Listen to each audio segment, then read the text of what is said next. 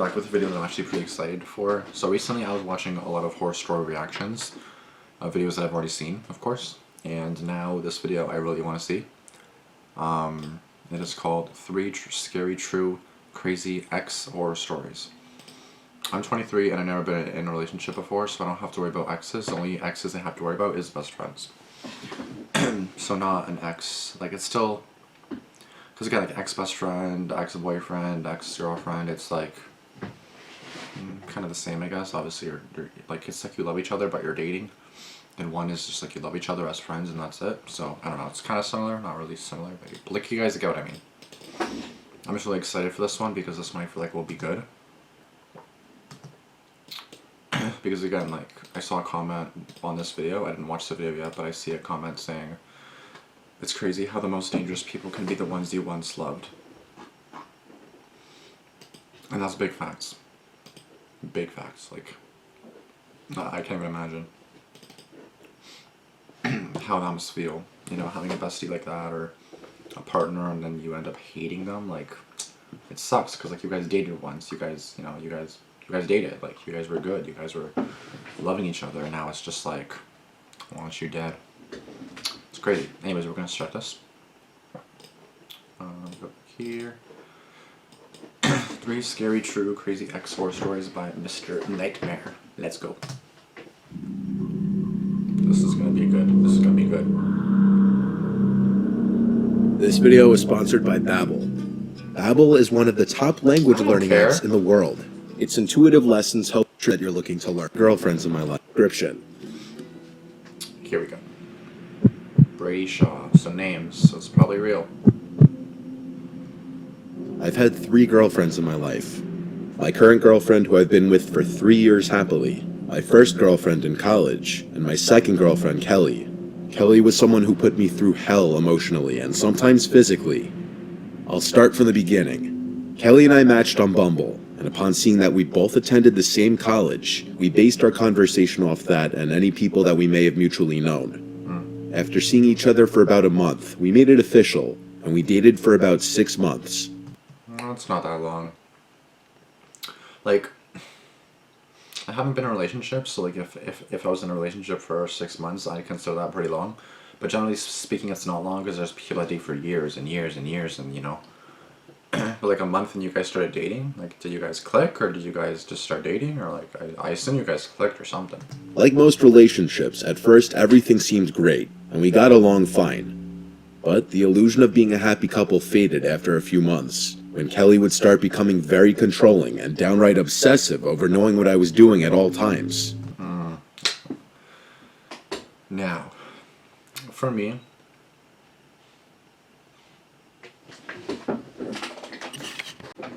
I'm sorry guys, I'm gonna start that again. Okay. Yeah, so for me, I obviously wouldn't want to control the person, because like you can't do that. Like, you can't control them anyways. Even if you want to, you can't. I mean, some do obviously, but that's not okay. That's not right.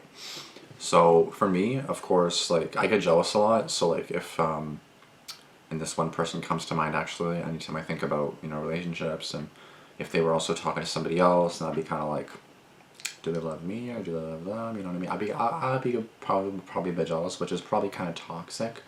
It's not good for you to always like think, oh yeah, is he cheating on me, or is she cheating on me? You know what I mean? Like, it's not good. And obviously, if you do think that, then it's like, well, like, does the girlfriend have reason to believe he's cheating? Because maybe he's cheating. You know, like, you never know if he's cheating. He could downright be cheating, and if he's cheating, well then it makes sense why you're not controlling. You can't ever be controlling. But like, let's say you're like asking where he is, because like he's always up till 4 in the morning out, and then he comes back and he's like drunk and fucked up and smell like a woman or something. Then it's like, what'd you do tonight? Nothing. My ass. And it really depends. Like, it really depends what is going on. Like, what kind of what's happening. You know. The longer we dated, the more I realized she didn't have many friends at all. Maybe 1 or 2, that's about it. Wow. So when I would go out to see my friends on the weekends without her, she would always obsessively text me every 15 minutes asking me for proof of where I was. If I were ever to be at a bar without her, she'd throw a fit. She'd make me share my location with her after 4 or 5 months of dating. It got to the point I couldn't handle it anymore. She had too much time on her hands to worry about what I was doing constantly. Like, in this sense, I'd be like, you know, are you safe? Are you good? Like that's kind of what I do right now. I'm not in a relationship like my besties. My one bestie that I kind of low-key like. It's like you're always going to be kind of like worried, you know, make sure they're okay, make sure they're safe. If they don't answer me, I'm like, are you okay? Like, are you good? You haven't messaged me in a while. Or like if they go a full day without messaging me, which they did the other day, I was like, oh my god, are you okay? Like I thought something was up.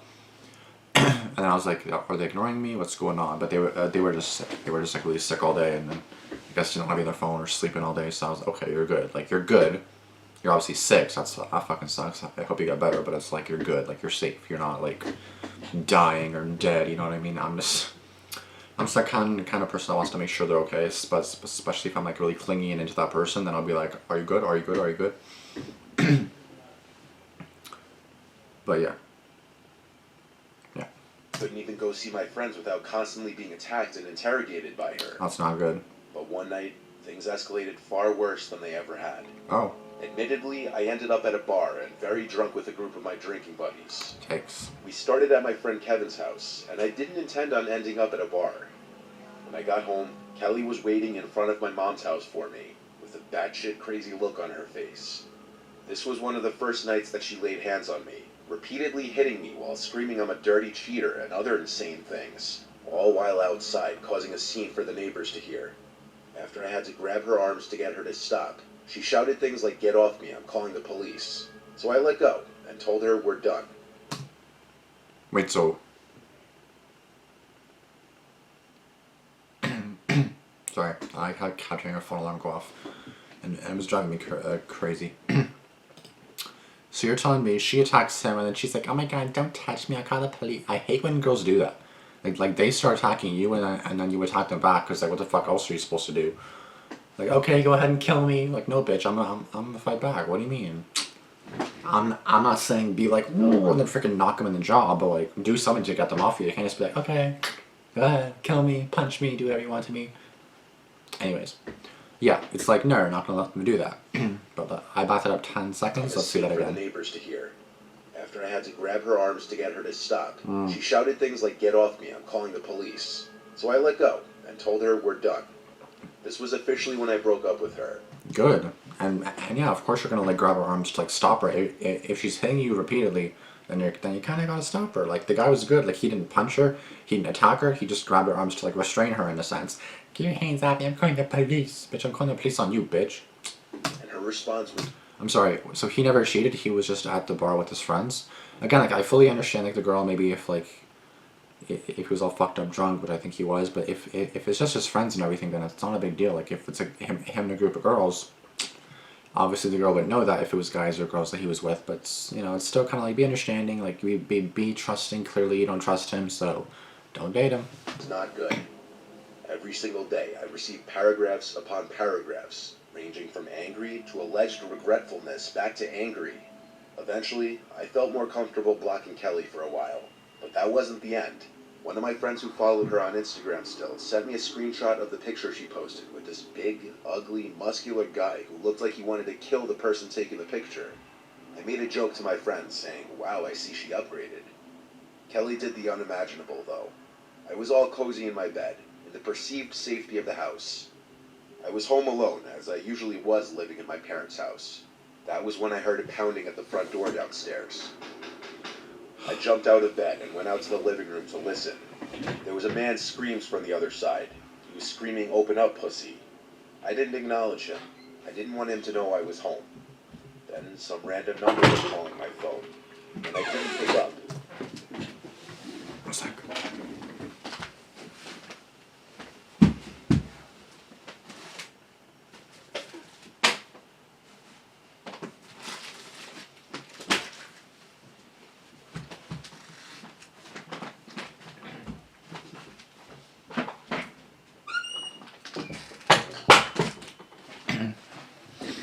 Sorry, because my brother came in. So now it's a guy coming to the door, saying, "Open up, pussy." Like, bitch, why? Like, I wouldn't open the door. I don't care if someone's calling me that. I'm gonna be like, yeah, I am one. I got a text from someone threatening to kill me and telling me to open the door before he breaks the window. I ignored these and called 911. I heard glass breaking from outside. I looked out my window, and I saw a familiar, huge bearded guy right by my SUV. The photo? Smashing my windows. I recognized the guy to be from Kelly's picture. As I was on the phone with 911, I explained that my crazy ex-girlfriend sent her current boyfriend to my house to threaten me, and he was currently damaging my vehicle. I answered a bunch of questions as police were en route. All the while, the man kept screaming things from outside and pounding on my door and sending threatening texts. Like, why? He showed up surprisingly quickly to my relief, and they caught the guy still in front of my house. Awesome. They saw him step off the front stoop after he saw the cop car pulling up. I went outside right away and showed the police my car and the texts. And the big, roid-raging man was still yelling at me that I'm gonna fucking pay for talking shit about him to Kelly. What? Talking shit about him to Kelly, what? Told him I hadn't spoken to Kelly in months. And he said, oh yeah, what about the texts? As he was in handcuffs already. I said, what texts? And he accused me of being a bullshitter.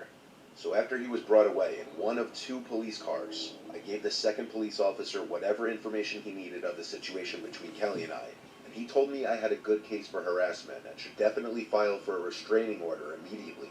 I guess both He of told me them. to head to the precinct the next day, which is what I did. But I also unblocked Kelly and asked her what she said to her boyfriend and why. And after she responded claiming she had no idea what I was talking about, I sent her a long text giving her a piece of my mind, basically telling her about my getting a restraining order and telling her to seek help. I never heard from her again, nor her crazy, void-raging, now ex-boyfriend.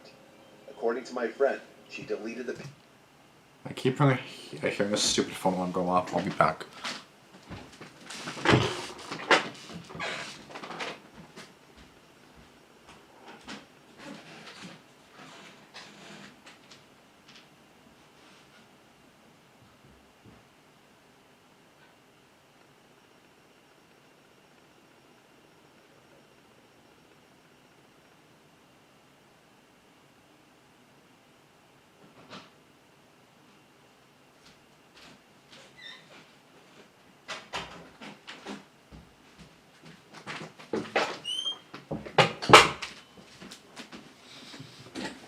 This is why I do YouTube videos at nighttime. It's 8:11 right now. This is why I do videos at nighttime.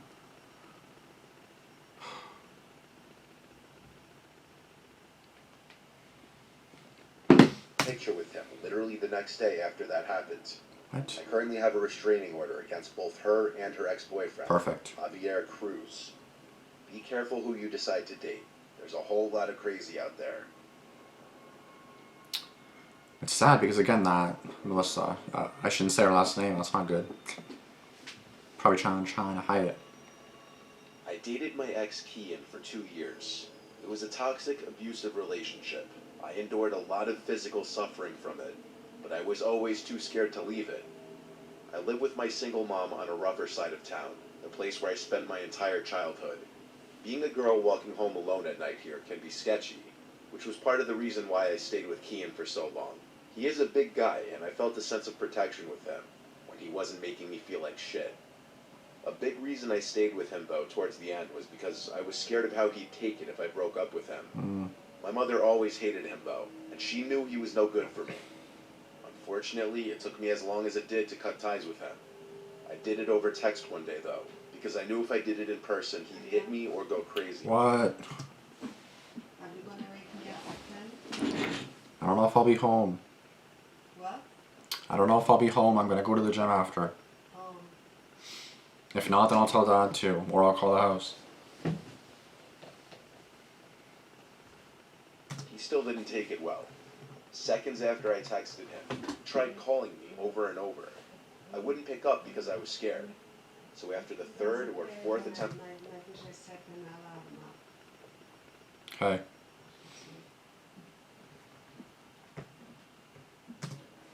Fortunately, it took me as long as it did to cut ties with him.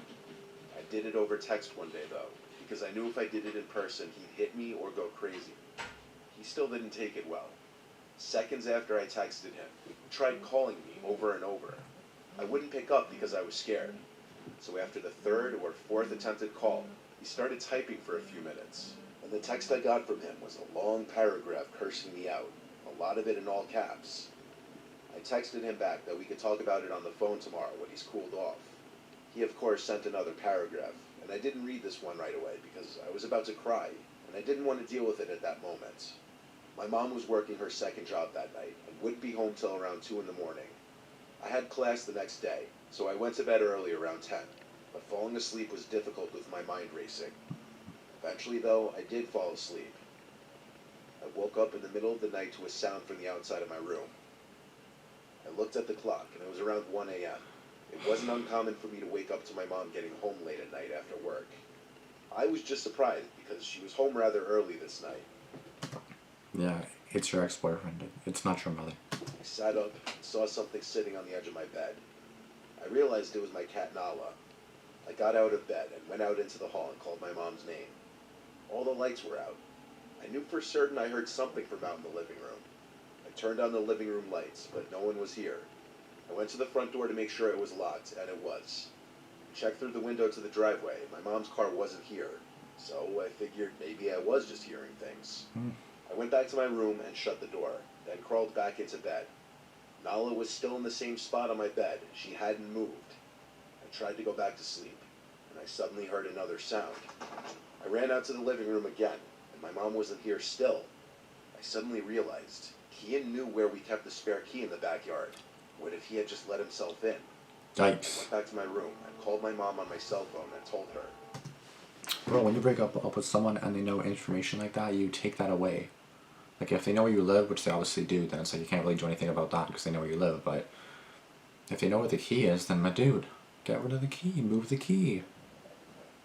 Like, I guess if you forgot under the whole, like, heat of the moment, but it's like, fuck, you gotta, you I had gotta know already that. texted her earlier about my breakup, so she already knew and was proud of me. She said she'd be home in a little bit, and that I could just be hearing house noises. I laid back down in my bed. Nala was still in the same position. I turned on the lamp, went to go pick her up, and I gasped when I saw her eyes lifelessly open. She wasn't breathing. I picked her up and confirmed it. My cat was dead. I wanted to cry, but I covered my mouth. I suddenly knew that Kian was in the house, and that he did this to punish me. I locked my bedroom door and called 911 and whispered into the phone that my crazy ex-boyfriend broke into my house and killed my cat. I was told to wait in the closet in my bedroom until I heard the police arrive. I stayed on the phone with 911 in the closet, waiting. At any time during this, the front door to the house could have opened and closed, and I wouldn't have been able to hear it. Eventually, the 911 operator told me the police were there. Apparently, the door was unlocked because they let themselves in. That meant Kian had probably just left. I went to the living room to find 2 police officers. I was bawling my eyes out over Nala now. The first thing they asked was, "Where is he?" And I said, "I think he left." I showed them my cat and the text from Kian. My mom came home shortly after I called her, and she cried over Nala too. The police were not very helpful at all, saying without any actual evidence that someone broke into the house, they couldn't just go and arrest someone. Nala had no stab marks or anything, so as messed up as it sounds, we couldn't even prove that she was likely murdered by Kian as revenge to me. The next day, my mom had the locks to the house changed. The spare key in the backyard was still there, but Kian easily could have put it back. I blocked Kian's number and all social media outlets. Yeah, he wasn't blocked before? All the evidence pointed to him having done it. My mother and I went through the process of getting an order of protection against him, and the judge issued us a temporary one before our court date. The last time I ever saw Kian was in court, where thankfully the judge determined that the order of protection would remain in place. I still often think about how the first time I went downstairs, Kian was probably somewhere in the living room, hiding and watching me. Holy fuck. Bro, I love my cats. Like, my cats are basically my kids because I don't know if I'll ever have kids. I don't think I will. I just can't imagine myself taking care of a kid. Anyways, my cats are my kids. So it's like, bro, if someone, oh my god, I just don't want to say it. No, I can't say it. Anytime I think about that, I want to cry. So I'm just gonna. Anonymous ones are probably always true because there's no name to it. So it's like, this is definitely true, I think. When I was in junior year of high school, Junior I had my first year. relationship. His name was Mike.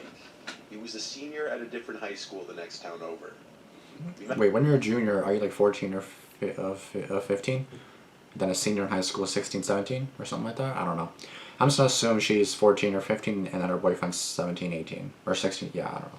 Met through Facebook. He messaged me and we started talking from there.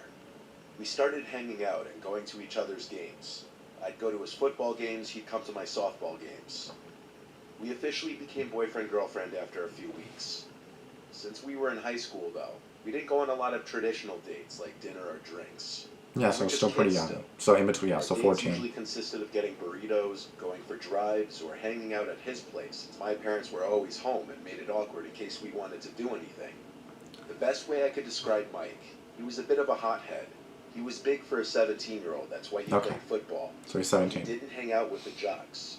He hung out more with the stoner crowd and the regular crowd. At least that's what he told me. I didn't go to the same school as him, so I didn't see who he was with during lunch. I also didn't really meet a lot of his friends. We mostly hung out just the two of us, as opposed to group things. Okay. Since he lived kind of far though, and I couldn't drive yet, it did get annoying. And truthfully, I started to develop feelings for this boy Andrew at my own school in my grade. Remember? Oh shit. That's T right there. At the same time, I felt myself losing interest in Mike. Yikes. I wanted to test things out with Andrew. So one night when Mike was asking to hang out, I asked him to pick me up so we could talk. He knew right away something was off when I said that. When he picked Anytime a girl says we need to talk, it's probably a breakup or it's probably something bad. Because no one's just gonna say, yo, Dave, Mike, we gotta talk. It's like, oh, what do I do now? Same thing at work. It's like your supervisor comes in, yo, Damian, we gotta talk. Yep, you're fired. Yep, you're getting written up or something's going on. me up, we went for a drive, and I told him that I think we should take a break. He refused to accept that I was serious, and angrily demanded to know what he did. When I told him it's just that I felt the spark wasn't there anymore, he got so mad that he punched his dashboard, leaving a big indent in it. He started yelling and scaring me, so I was about to get out of the car, but he stopped me and put his hand on my shoulder and said, no, no, no, and then asked me not to leave. He told me he's just angry, but that he'd drive me home. He put the car back in drive and started driving us. As we drove, he kept getting angrier, as he kept asking for more details of what he did wrong. He started blowing stop signs, and that's when I realized we weren't going in the direction of my parents' house. Yikes. I asked him to pull over and let me out, and he yelled no. We were approaching some wooded area, and that's when I started getting really scared. I had never seen him like this before, but he was showing me a crazy side of himself. I got out of the car when he stopped it on the side of some quiet road. He yelled for me to come back, but I didn't. My mom came to pick me up. Mike sent me an apology text later that night that I didn't respond to. 2 nights later, I left my house to walk to Andrew's house, who I had plans to hang out with. He Yikes. lived only 2 blocks away from me. On my way there, I spotted someone across the street, not too far behind me, walking about the same pace as me. They were wearing a hoodie with the hood up. I couldn't see their face. Foot traffic on our block wasn't too common, but it also wasn't super weird either. The closer I got to Andrew's house, the closer the person across the street got. As I continued up the street, I turned again and saw the person was now on the same side of the street as me. My heart started to race. I started walking faster. According to my phone, Andrew's house was coming up just on the right. I texted him to come outside, please, because I think I'm being followed. He replied back, okay. I turned one more time as I heard the sound of shoes running on the sidewalk approaching from behind me, and I saw the guy in the black hoodie running at me. Fuck. I screamed and ran as fast as I could for about 5 seconds, before seeing Andrew run to the front of his house in confusion. I turned around again and saw the guy in black running the opposite direction down the street. I keep saying the guy in black, but I know it was Mike. That guy had an identical height to him from what I could tell. Plus also Two be. instances happened after that, like getting calls with no caller ID and seeing Mike's car parked outside my parents' house in the middle of the night. My parents were aware of what was going on. And one day, my dad drove us over to Mike's house and knocked on the front door while I was in the car. Oh We shit. had a long, loud talk with Mike's parents. I lowered the windows to listen, and most notably what my dad yelled was that he doesn't care how old Mike is, that it's still harassment, and if he keeps trying to contact me in any way, that we'd get police involved. It worked. Mike stopped trying to contact me after that. For those wondering, Andrew and I ended up dating for around a year. My relationship with Mike was an early lesson in my life to watch out for red flags.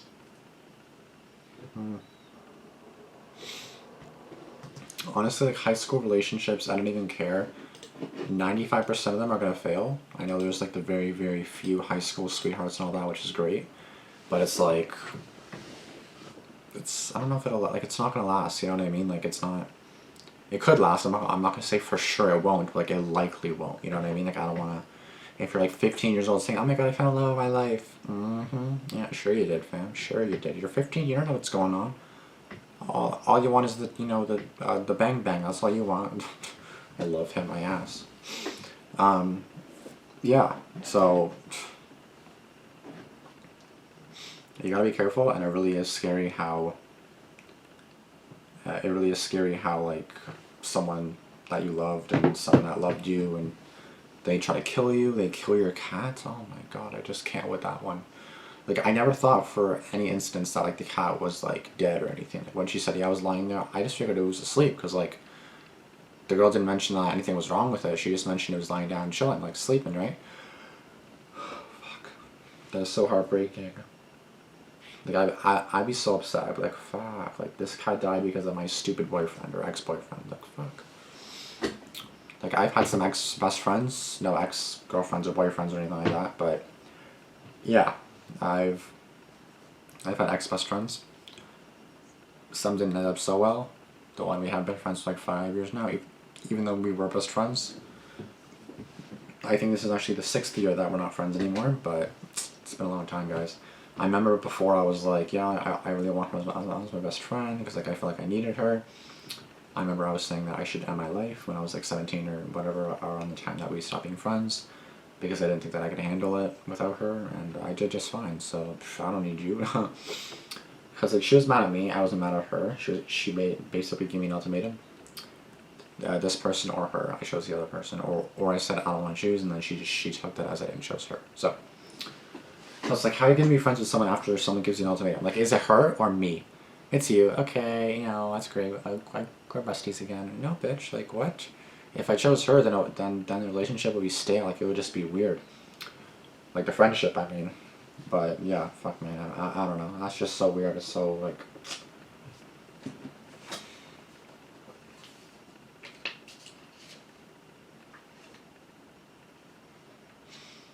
I found this. My best friend got it for me. You're my bestie, or like why you're my bestie, and then there's a bunch of stuff in here. You're the best. Yeah, okay, yeah, until you fucking hate me after. Anyways, yeah, honestly though, like, be careful with who you're dating, be careful with who you're interacting with and all that, because you don't know who the person is on the other side, you don't know what their plans are, you don't know what their intentions are, and it can just be really, really, really scary. So please be careful. Lock your doors if they know where you live. Try to, well, obviously it's kind of hard for your partner to not know where you live, because like, that's why I always didn't like it, because that's like, now your best friends know where you live, this person knows where you live, and it's just kind of like, you don't want to like, if you end up on bad terms, then it's like, then you may feel like you want to stay just because you know it, just because they know where you live, and it's scary and they're abusive, and it's just scary, you know what I mean? Like, bruh, like when she said, like when the one girl in the video said, I know my ex would like kill me or punch me or hit me if I broke up with him in person. That's terrifying. And the third story where the girl went on a drive with him to talk, that's not that smart, because he easily could have killed you. In the woods, he could have shot you, he could have stabbed you. Like, you're driving, wacha, done. Dead. Don't do it. If you're gonna break up, do it over text. You can obviously speak about it, but not at nighttime.